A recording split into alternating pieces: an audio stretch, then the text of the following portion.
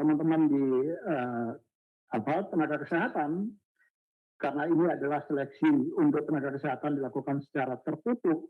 Nah, artinya tertutup dilakukan hanya bagi mereka yang terdaftar di dalam database PHK2 BKN yang berprofesi sebagai tenaga kesehatan dan database sistem informasi SDM kesehatan yang di Kementerian Kesehatan, maka dilakukan filtering terhadap data di SI SDMK.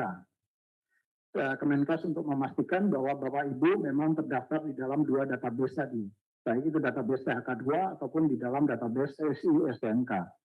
Kemudian kalau dua-duanya sudah terkonfirmasi Bapak Ibu memang ada di dalam salah satu dari database tadi, maka Bapak Ibu kemudian akan mengikuti seleksi administrasi dan Bapak Ibu bisa melanjutkan pendaftaran. Dan kemudian lakukan seleksi administrasi oleh instansi. Setelah seleksi administrasi ada sanggah dan peserta yang lulus seleksi akan mengikuti seleksi berbasis komputer menggunakan sistem CAT-BKN. Untuk guru juga sama, tetapi guru ada skema. Jadi ada skema yang P1, P2, dan P3 atau fasilitas umum. Tadi sudah disampaikan oleh Pak Deputi SDMA, untuk yang P1 ini diprioritaskan bagi mereka-mereka yang sudah lulus passing grade pada seleksi tahun 2021 yang lalu. Ini by system akan ditempatkan di mereka-mereka ini akan ada di prioritas mana? Prioritas 1, prioritas 2, atau prioritas 3.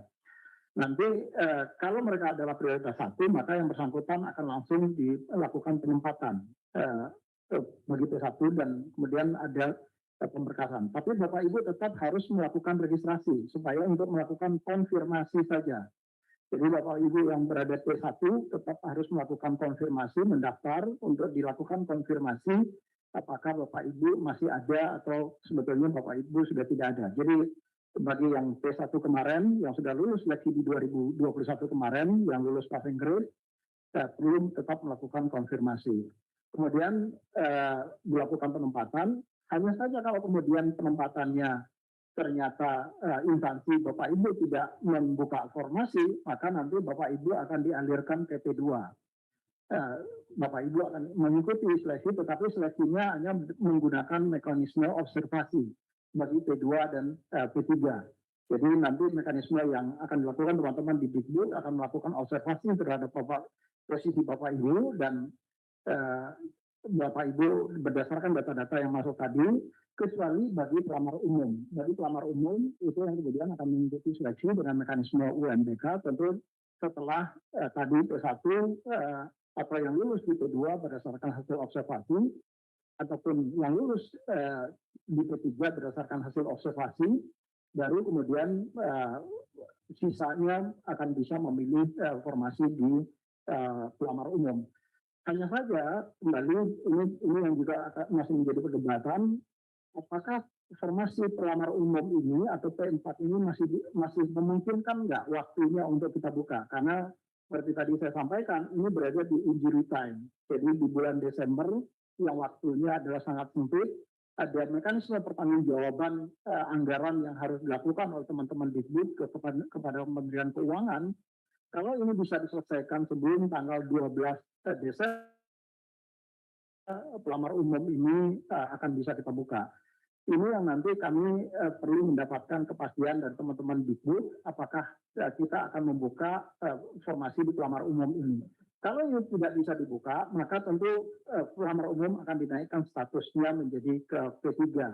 Nah ini yang nanti perlu tapi P3 dan P2 dan P3 tentu akan digabung nanti posisinya, karena mereka adalah berada pada level yang sama dan mereka adalah yang juga sudah terdaftar di dalam database-nya Dapodik maupun PHK2-nya BKN.